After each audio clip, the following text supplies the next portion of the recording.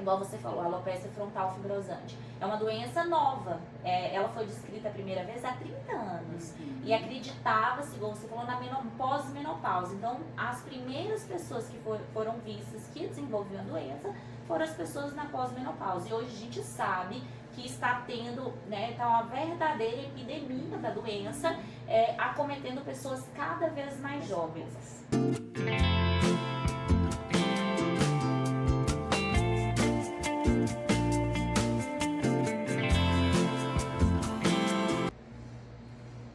Tricotando a tricologia. Eu sou Carolina Fratini, farmacêutica tricologista há mais de 15 anos, apaixonada pelo universo dos cabelos. Está no ar o episódio de número 4 deste quadro, que hoje tem uma pessoa mais do que especial, onde nós vamos falar a relação dos cabelos com transplante capilar, transplante de sobrancelhas e também as doenças de couro cabeludo. Ela que é médica, dermatologista, tricologista, mãe, esposa, empresária e que vive em conexão São Paulo, Campo Grande, São Paulo, doutora Isaura Faciani. É um prazer estar aqui com você, Carol. A gente que tanto trabalha junto agora, depois que a gente se conheceu, né? Muito! Seja bem-vinda, obrigada por aceitar o convite. Muito obrigada eu aqui pela participação.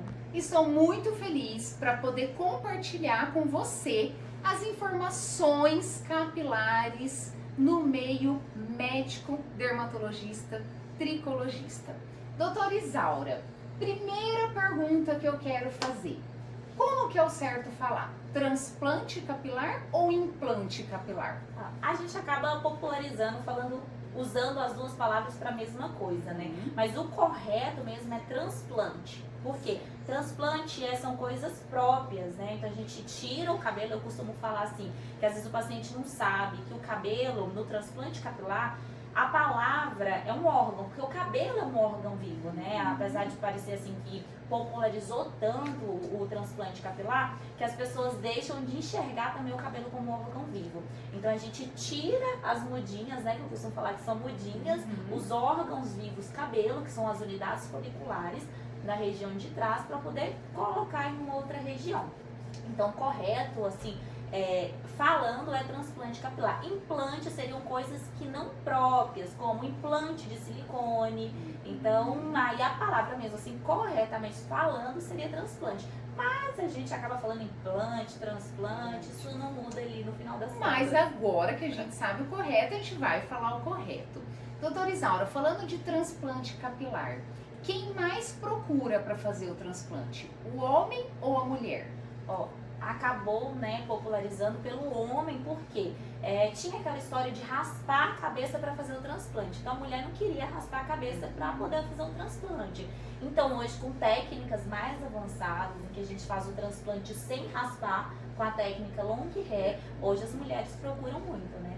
Então tá meio equilibrado, mas ainda culturalmente o homem faz muito mais transplante capilar que a mulher. E fica perfeito, E né? fica muito bom. Fica maravilhoso. E uma coisa que me perguntam muito também é em questão de dor. Como que é, né? Você que tem essa experiência de fazer essa parte cirúrgica, tanto aqui em Campo Grande quanto em São Paulo, né? Como que é? Tem anestesia, sente dor? Como que é o preparo, né? Sim. O pré-operatório, como que é a operação e o pós? Conta um pouquinho.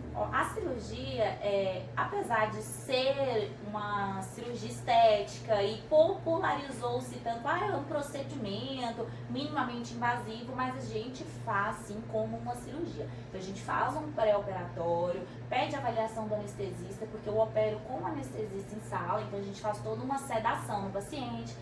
Doutora, mas é anestesia geral? Não, não é anestesia geral. Então você toma só um remedinho para você ficar confortável, que afinal de contas são em média 8 horas de procedimento.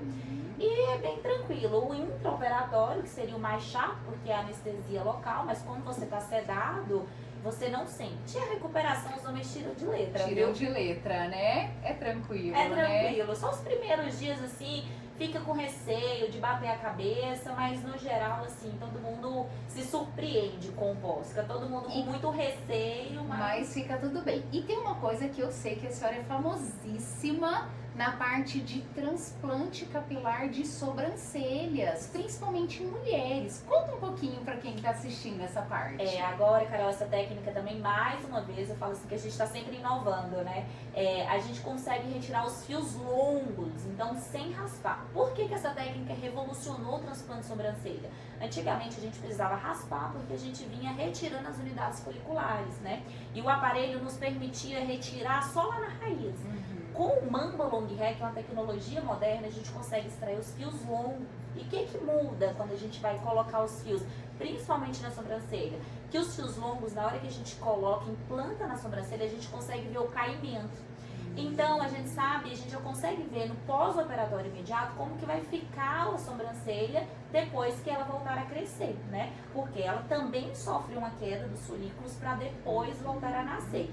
Na técnica que a gente raspava, quando você colocava os fios aqui, você não conseguia ver o ângulo e direção do fio. Então, quando até, assim, eu nem gostava tanto de fazer transplante de sobrancelha, que não ficava esteticamente aceitável. Nascia, ficava um cabelo pra cá, uma coisa estranha. Hoje, com a técnica do fio longo, você consegue ver ângulo e direção e revolucionou o transplante de sobrancelha. Maravilhoso. E aproveitando que você falou essa questão de cair, né? Como que é? Que tem muita gente que fala assim, vai cair todo o meu cabelo depois da cirurgia. Tanto no couro cabeludo quanto na sobrancelha. Cai mesmo? Como que é? O que acontece? Depois que a gente transplanta, né? Eu falo assim, que a gente planta mudinha por mudinha, você até consegue ver o resultado de como mais ou menos vai ficar, né? As casquinhas ficam durante um tempo, depois as casquinhas caem, só fica o fio. Aí você vê uma cobertura legal, tanto couro cabeludo, sobrancelha. Você fala, eu acho que não vai cair, porque as mudinhas ela até começa a crescer um pouquinho. Dentro de um mês e meio, os que foram implantados, eles sofrem uma queda. Porque o que fica é só a raiz, é o bulbo capilar, que vai dar origem a um novo fio. Então, aquele fio, né, que não nos interessa, o que interessa é a muda lá embaixo, ele sofre uma queda para retornar o crescimento. Certo. Então, o primeiro crescimento do fio transplantado, ele leva 1 ano para chegar no resultado final. Então, ele depois do 4º mês pós-transplante, que é quando os homens ficam assim, poxa, fiz um transplante, um investimento caro, não tive resultado, mas só a partir de 4 meses que você começa a ver as mudinhas brotarem. Então, começa os 4 meses, 5 meses, 6 meses, então vai melhorando até 1 ano quando a gente chega no resultado final. No resultado final. E aí, aproveitando, quero fazer outra pergunta, que eu quero aproveitar tudo que a doutora Isaura está aqui. Que muita gente fala assim, pronto, fiz a cirurgia, fiz o transplante capilar, não preciso fazer mais nada. É isso mesmo? Então, não é bem assim. O que eu costumo falar, né? Eu falo que a gente tem que também educar os pacientes. Porque assim, eu vou esperar ficar totalmente careca para eu fazer o transplante. Eu tenho uma notícia ruim para dar, né? O que acontece? Os cabelos dessa região, ao contrário dos cabelos dessa região, que os homens costumam falar que é o paralama, que é o que sobra com o tempo, a gente sabe que geneticamente esses fios eles são protegidos da ação da calvície, o que não acontece com os fios dessa região da cabeça. Então, o que eu costumo falar? As pessoas sempre perguntam assim, Isaura, cair cabelo é normal? É normal, eu falo que tudo que cai retorna a nascer na mesma proporção. Mas a boa notícia é que se não voltasse a nascer na mesma proporção com que caísse, todas as pessoas 100% seriam carecas. Então por que só algumas pessoas são carecas com o tempo? Porque elas têm uma doença que impede com que os fios retornem ao nascimento, tá? E o que acontece? Aquele fio, quando a pessoa chega a querer fazer o transplante, é porque ele já apresenta áreas de calvície, que realmente só o tratamento clínico é como se o fio já tivesse enterrado no couro cabeludo, certo, e não nascesse mais. Para esses casos, só transplante. E o restante que está afinando, que está ali no processo de querer morrer, esses a gente tem que recuperar e tem que tratar. Por quê? O transplante é para a área que já não tem mais solução e o tratamento é para o restante que fica. Mas o que os homens pensam, não, mas aí eu posso fazer quantos transplantes eu quiser, né? Eu vou fazer transplante, caiu, eu faço transplante. Não é bem assim. A zona doadora, ela é finita. Tudo que a gente tira nunca mais volta a nascer. O transplante é uma redistribuição de onde você tem para onde você não tem. Então a gente sabe que a gente pode coletar até 60% da região de trás com segurança. Então assim, tudo que a gente retira não volta a nascer. Então se a gente retirar uma quantidade maior do que isso, Eu falo que não adianta descobrir um santo para cobrir o outro.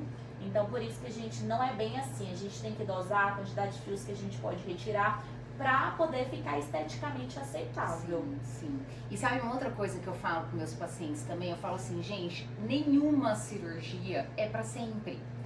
Toda cirurgia, por exemplo, eu dou exemplo, a cirurgia bariátrica. Se fizer a bariátrica, tem que continuar cuidando da alimentação, atividade física. A cirurgia plástica, tem que continuar cuidando da alimentação, atividade física. Porque quando a gente tem uma condição genética, a genética não muda, ela continua acontecendo. Então a gente tem que continuar cuidando. A cirurgia é um caminho mais rápido, né? Então isso no capilar também é assim, mas precisa continuar cuidando. Então o cuidado, né? E quando eu falo cuidado, não precisa necessariamente só fazer tratamento, mas em casa, né? Um home care adequado, isso vai prolongar a qualidade da cirurgia, né? E o resultado dela. Eu sempre falo isso também.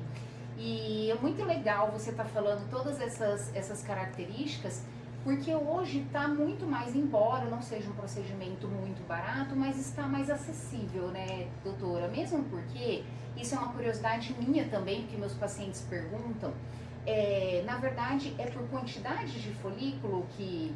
Como que funciona? Na verdade, isso? assim, quando a pessoa chega a precisar de um transplante, né, assim, eu sempre oriento ao máximo tratar, principalmente quem é paciente jovem.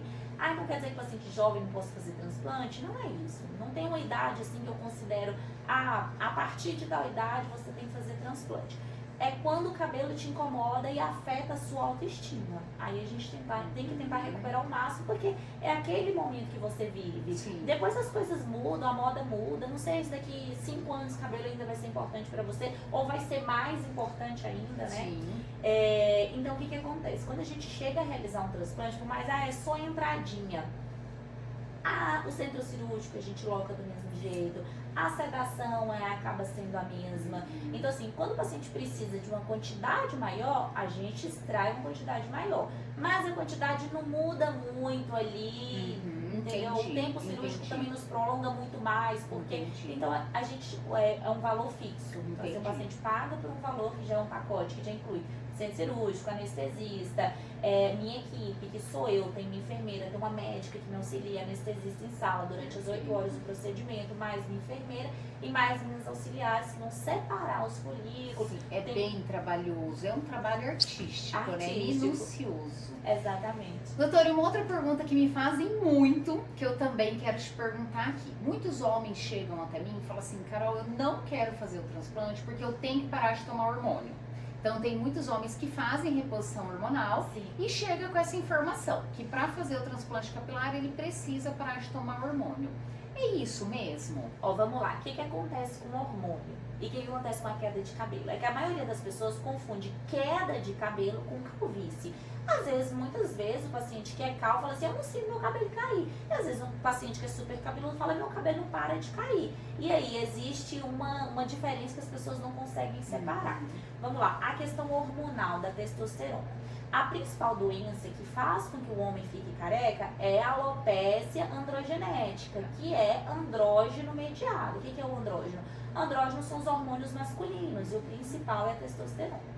Então, esse paciente que já carrega genética para calvície, toda vez que um fio dele cai, ele tende a voltar miniaturizado, cada vez mais fino, ralo, até que vai chegar um momento que ele vai enterrar no couro cabeludo.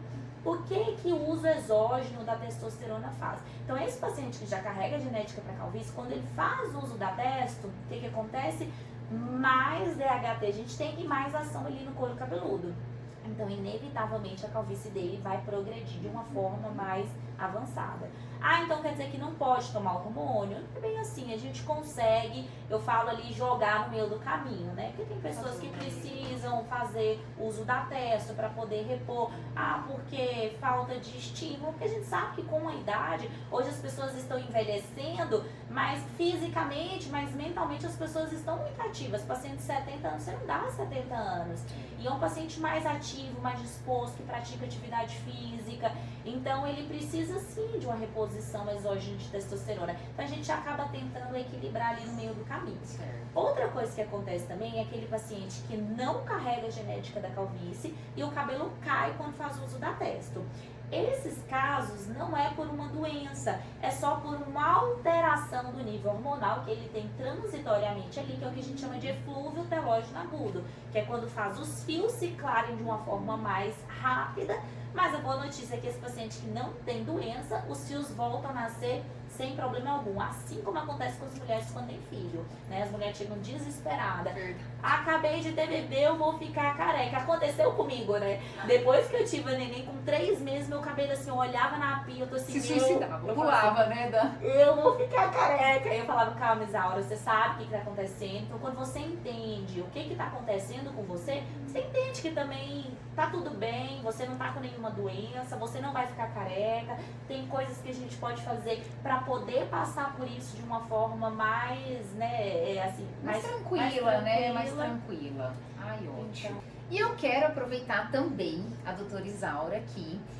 Para você que não sabe, a doutora Isaura me recebeu de braços abertos. Eu tenho uma gratidão enorme por isso, porque eu sou farmacêutica tricologista não médica, né? Então eu faço a parte não médica. E eu, Carolina Fratini, sempre falo para os meus pacientes, sempre falo para as pessoas que me procuram, que eu procuro assim, cada um no seu quadrado. Eu vou até onde eu posso ir. Aquilo que eu não posso, eu faço encaminhamento para quem pode. E uma das coisas que eu encaminho muito, né, para a doutora Isaura, encaminho, né, para médico dermatologista, tricologista especificamente como ela é a parte de doenças de couro cabeludo. Então, por exemplo, a alopecia fibrosante frontal é um tipo de alopecia que está se tornando cada vez mais comum em mulheres, principalmente menopausa, pós-menopausa, e que às vezes acaba-se outros profissionais fazendo um diagnóstico equivocado, errado, como alopecia androgenética. Então eu recebo muitas mulheres no consultório que estão sendo tratadas com alopecia androgenética feminina, e aí a hora de eu fazer a investigação, eu detecto que é uma alopecia fibrosante frontal que nós da área não médica não podemos tratar. Então algumas doenças de couro cabeludo realmente só médicos podem tratar, e eu respeito muito isso. E quando eu a conheci, né, para justamente fazer esse caminhamento, porque eu acredito muito que nós profissionais da área da saúde temos um objetivo em comum, que é a saúde do paciente, o resultado do paciente. Então isso é o primordial em primeiro lugar, e a partir daí então que eu conheci a doutora Isaura para fazer esses caminhamentos. Ela recebe meus pacientes assim muito bem e faz o tratamento médico que está ao alcance dela e da propriedade dela. Então eu gostaria, doutora Isaura, que a senhora contasse um pouquinho para quem está assistindo a gente, porque a gente acha só que é só alopecia androgenética, é só calvície, é só queda, é só eflúvio. Quais outras doenças de couro cabeludo que chega lá no consultório para você, né? Conta um pouquinho isso. Assim, Carol, eu falo, né, você mais do que ninguém sabe que o universo do cabelo é enorme, né? As pessoas falam assim, fui diagnóstico, chega no consultório e fala assim, não, eu já tive o diagnóstico de alopecia uma vez na vida. Aí eu falo assim, que eu dou até uma risadinha interna, porque o termo alopecia é um termo muito abrangente, né? Sim. Eu falo que é um sinônimo de queda de cabelo, só que toda alopecia vai ter nome e sobrenome. Exato. Então existem vários tipos. Se você for estudar o rol de alopecias é enorme, né? Alopecia autoimune, as alopecias cicatriciais, alopecia androgenética, que é a calvície, é a principal que a gente tem. Então assim, as pessoas que não estudam e não têm uma vivência de cabelo, elas acabam não sabendo identificar, né? Porque tem que ter vivência de cabelo para você identificar. Às vezes a pessoa olha e fala, meu Deus, nunca vi isso na vida, né? Porque realmente muito específico. Igual você falou, a alopecia frontal fibrosante. É uma doença nova. Ela foi descrita a primeira vez há 30 anos. E acreditava-se, igual você falou, na pós-menopausa. Então, as primeiras pessoas que foram vistas que desenvolviam a doença foram as pessoas na pós-menopausa. E hoje a gente sabe que está tendo, né, tá uma verdadeira epidemia da doença, acometendo pessoas cada vez mais jovens. O porquê ainda não sabemos. É uma doença relativamente nova. A gente sabe que é uma doença da modernidade, que não se existia antigamente. Então, assim, o que mudou? As mulheres são mais vaidosas, usa-se mais creme facial, mais cosméticos capilares. Então, assim, não dá também pra gente falar que o vilão é um protetor solar, como eu já vi falando por aí, né? Assim, especula-se que exista alguma substância que pode, sim, estar presente no protetor solar, mas a gente também não pode falar assim, olha, para de usar protetor solar que Sim. é o causador. Você sabe que já tem até um estudo que foi feito entre médicas dermatologistas. A maior incidência de frontal fibrosante é nessa classe de profissionais. Olha. Justamente porque, assim, será que é porque é uma classe que se expõe mais a dermocosméticos? Bom, é uma resposta aí que só saberemos Estudando no futuro. que vamos saber. Mas a gente sabe que é uma doença que causa uma inflamação lá dentro das células tronco e que seriam as células que dariam origem a um novo fio. Então, se ela causa inflamação e mata as células tronco, então você, consequentemente, não tem o nascimento do fio. Então, a doença é que cursa com uma fibrose. Então, tudo que caiu forma uma cicatriz e nunca mais volta a nascer. E qual que é o pulo do gato aí? É você saber identificar precocemente a doença, que a gente estima que essa doença, ela caminha 1 centímetro ao ano. Então, o que acontece? Por que o nome? Alopecia frontal fibrosante? Porque ela acomete a fronte. Então, ela vai acometendo, então a pessoa vai perdendo um dedo de testa ao ano, porque ela vai evoluindo. Então, por que a gente precisa fazer o diagnóstico precoce? O diagnóstico, a partir do momento que foi feito, deve ser tratado para estabilizar a doença, porque o que caiu não recupera mais, formou uma fibrose. Então, a tentativa é de fazer a doença não progredir, a pessoa não perder mais cabelo. Retardar, né, a evolução dela. Diferente, por exemplo, da alopecia areata, né? Exatamente. Que é um tipo de alopecia e assim, tem gente que fala alopecia, tem gente que fala alopécia, os dois termos estão corretos, sim, né, doutora? Sim, sim. Mas a alopecia areata, por exemplo, já é mais facilmente recuperável, certo? Sim, é uma doença Que autoimune. também tratamento médico. Isso, é uma doença, né? Então eu falo assim, que queda de cabelo, a gente tem que saber separar o que é só queda fisiológica, que cabelo cai, gente, né? Normal. Normal, então assim, tem gente que fala assim, ai, meu cabelo cai, eu tô assim, cai quando? Ah, a vida toda, assim, graças a Deus, né? Tá tudo bem. Tá tudo bem. Então a gente tem que saber identificar ali, separar qual tipo de doença que a pessoa tem, saber o diagnóstico acertado, porque cada doença ela vai ter uma especificidade ali no tratamento.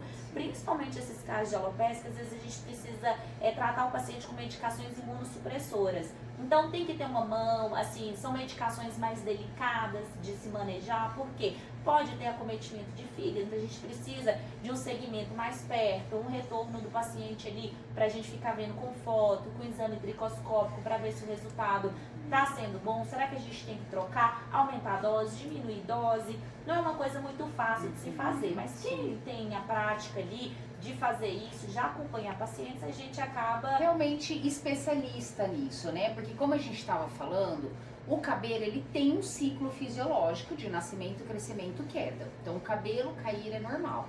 Só que o cabelo, a gente até estava conversando um pouco antes da gravação, que o cabelo é um sintoma, né? Quando ele manifesta, eu brinco isso muito com os meus pacientes, eu falo assim, o nosso cabelo fala. A gente só demora para ouvir. A gente ouve a hora que ele tá gritando. Então a hora que já tá realmente tá fora do normal.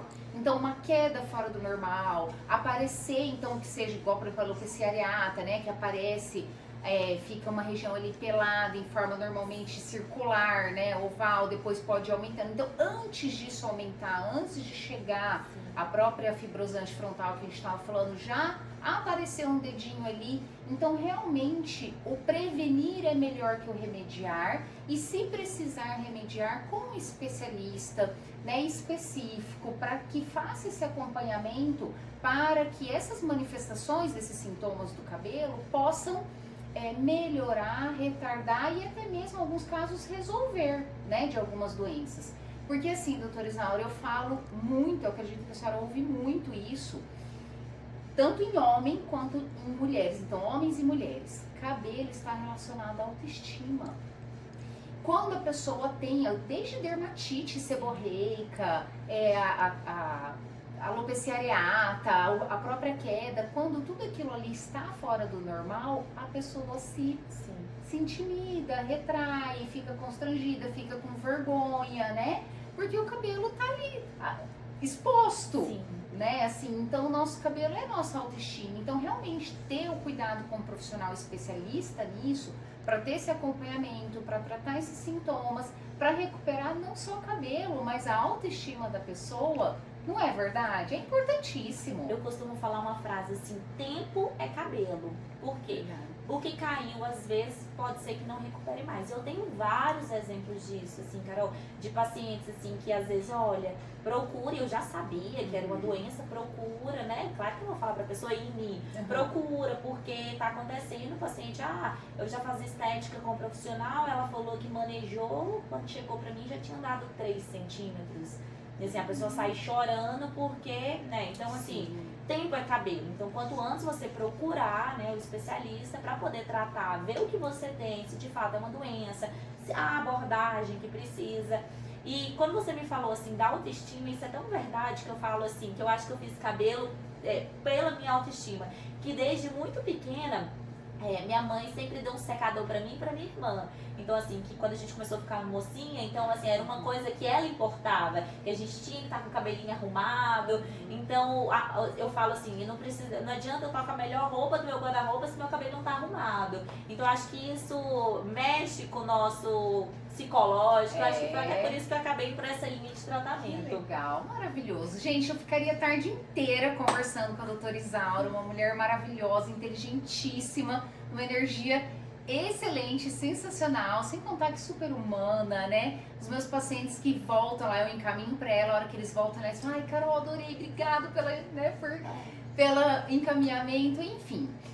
Estamos acabando, encerrando o quadro de hoje. Doutora Isaura, para quem não conhece a senhora ainda e quer te seguir, se apaixonou pela senhora, quer saber mais sobre o seu trabalho, né? Que é a dermatologia, tricologia é seu carro-chefe, porém você não deixa de ser dermatologista, faz outros procedimentos dermatológicos também, não só no cabelo.